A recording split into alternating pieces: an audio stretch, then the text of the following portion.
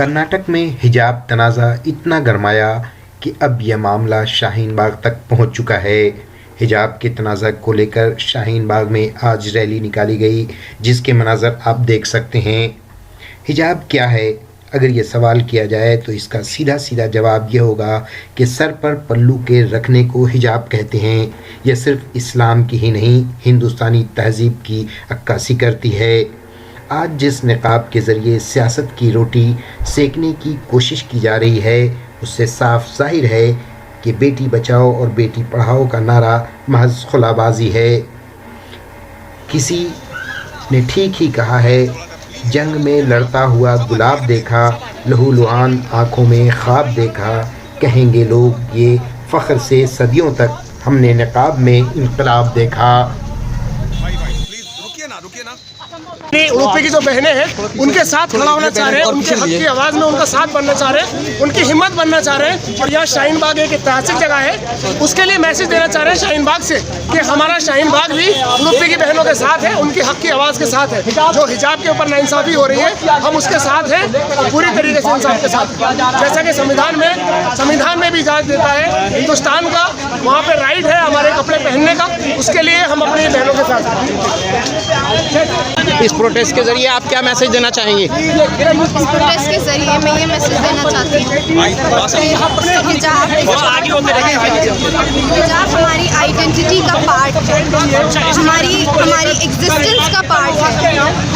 जैसे सिख पगड़ी पहनते हैं, उनको कोई कुछ नहीं कहता, ऐसे ही हम भी हिजाब पहन सकते हैं, हमें कोई कुछ नहीं कह सकता। ये हमारा फंडामेंटल राइट है, कॉन्स्टिट्यूशन हमें ये राइट देता है।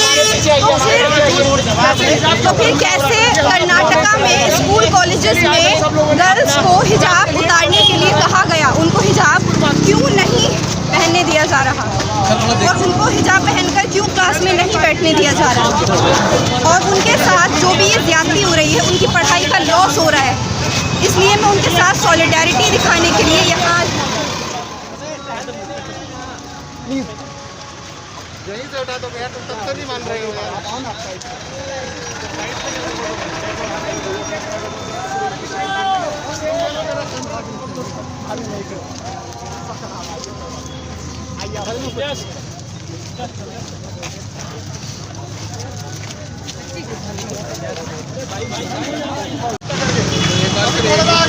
ये हिजाब के ख़िलाफ़, यानी हिजाब जो हमारा पर्दा है उसके अगेंस्ट में जो कुछ हो रहा है बेंगलोर में, उसके ख़िलाफ़ यहाँ शाहीन बाग से अबुल फज़ल तक ये मार्च का एक नज़ारा आप देख सकते हैं।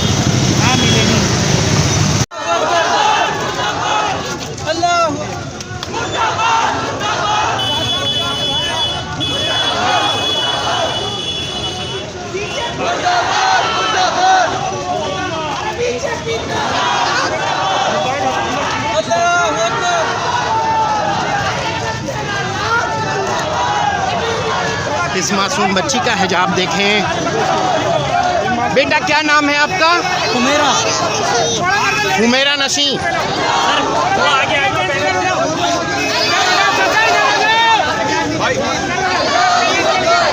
भाईजान प्लीज भाई, मुझे पीछे भागने की प्रैक्टिस है, आप लोग पीछे भागो।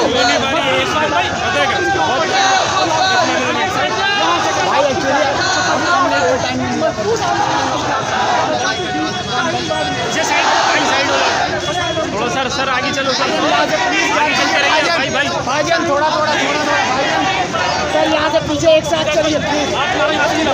क्या आपका यहाँ प्रोटेस्ट ख़त्म हो जाएगा? इसके बाद आपका अगला स्टेप क्या होगा? देखिए, हमारा इस मेन मकसद था मैसेज पहुंचाना। कर्नाटका की हर एक महिला, हर एक लड़कियों से हम ये कहना चाहते हैं कि शाहीन बाग की महिलाओं ने आपको सलाम भेजा है। तो आप जितनी भी यूनिवर्सिटी, जितनी भी कॉलेजेस हैं, हर यूनिवर्सिटी, हर कॉलेज में आज से हिजाब पहन के जाया जाएगा इन सॉलिडारिटी विद मुस्कान।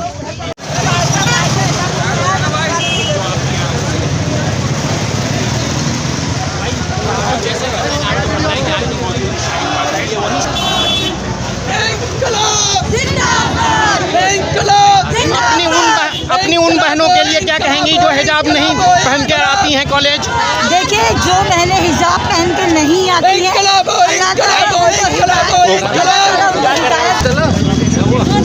उनमें भी कोई उनको कोई जबरदस्ती लगा नहीं थी। बस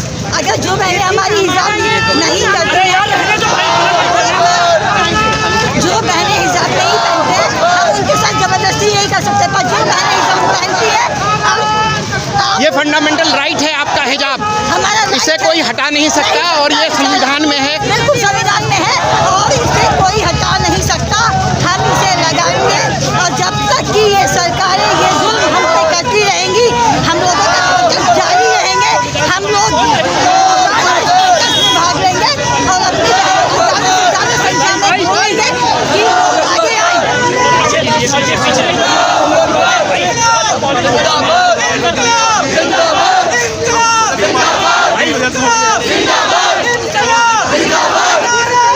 थोड़ा आगे हो जाइए। लेकिन हम इसके और ये हमारा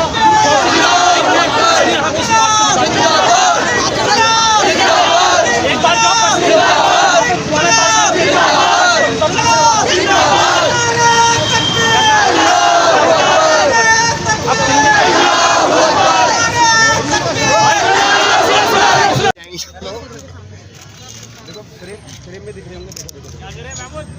नमाज पढ़ने तो उनको मैं खड़ी हो रही हूँ, पक्का मैं भी खड़ी हो रही हूँ। आ जाइए आप लोग आ जाइए।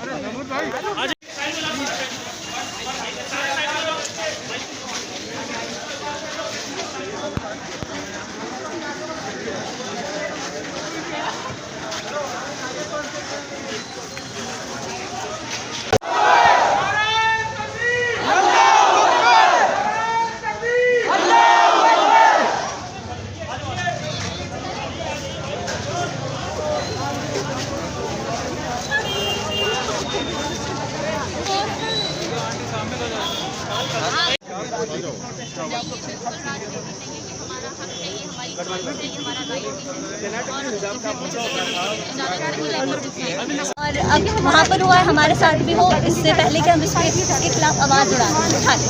तो ये हमारा रीज़न है, हमारा मैसेज है कि हम हिजाब के साथ अपने आप को बाइकआउट बिल्कुल नहीं कर सकते।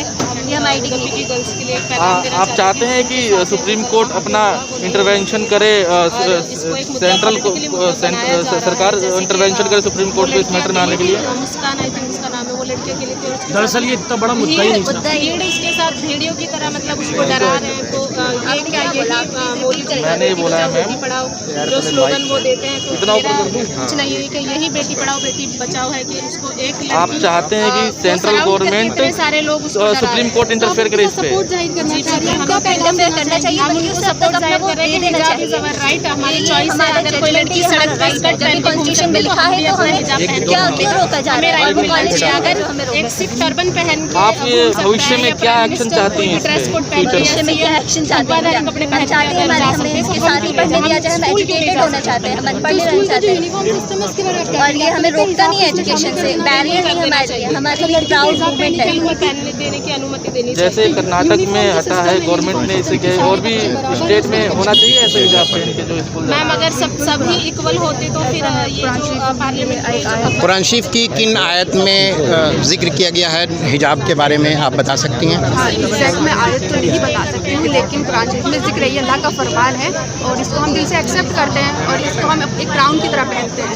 ये कोई ज़ोर ज़बरदस्ती वाली चीज़ नहीं है, हमारे लिए प्राइड है, इसलिए हम इसको पहनते हैं और पहनते रहेंगे। जो बहनें नहीं हिजाब पहनती हैं, जो हिजाब नहीं लगाती हैं, उनके लिए क्या मैसेज देना चाहेंगे आप? अल्लाह उनको तौफीक दे, लेकिन उनकी भी अपनी मर्ज़ी है। अगर वो नहीं पहनती है वो उनकी मर्ज़ी, क्योंकि सबको राइट है, जो चाहे पहन सकता है। अगर हम पहनना चाहते हैं तो ये हमारी मर्ज़ी है, अगर कोई नहीं पहनना चाहते वो उनकी मर्ज़ी है, किसी को ज़बरदस्ती नहीं करता। क्या ये आपको नहीं लगता कि ये पॉलिटिकल स्टंट है, इसलिए कि मास्क तो लगा होता ही था, थोड़ा सा और कपड़ा अगर ढक दिया सर पर तो उसके लिए इतना बड़ा बवाल खड़ा किया है? हाँ, ये इसके लिए इतना बड़ा बवाल नहीं होना चाहिए था, कोर्ट तक जाने की नौबत ही नहीं आनी चाहिए थी, इतनी बड़ी बात नहीं थी। हमेशा से यहाँ पे बुर्का पहनती रही है लड़कियाँ, हिजाब पहनती रही है, इसमें कुछ गलत है ही नहीं। उन लड़कियों का भी 3 साल गुजर चुका था उस कॉलेजेस में, लेकिन उसके बाद इस साल उन्हें रोका गया और इस तरह से प्रोटेस्ट करने पर मजबूर किया गया। जी, जैसे कि हम किसी और के अगेंस्ट नहीं होते हैं। अगर कोई भगवा कपड़े पहनता है तो हम उसके अगेंस्ट नहीं है, कोई पगड़ी पहनता है हम उसके अगेंस्ट नहीं है। इसी तरह हम हिजाब पहनते हैं तो उसका हमें हक मिलना ही चाहिए। जैसे स्कूल कॉलेज में कोई अगर तिलक लगाता है, कोई लाल धागा पहनता है तो हम भी हिजाब पहन सकते हैं। अगर वो सही है तो हम भी सही है। क्या मैसेज देना चाहेंगे आप इस आज की जो प्रोटेस्ट हुआ है शाहीन बाग से? Thank you so much. कि संविधान हमारा हक देता है तो हमें हमारा हक मिलना चाहिए। अगर हम ना इसके लिए बोलते रहेंगे, हम अपने के लिए बोलेंगे और लड़ेंगे।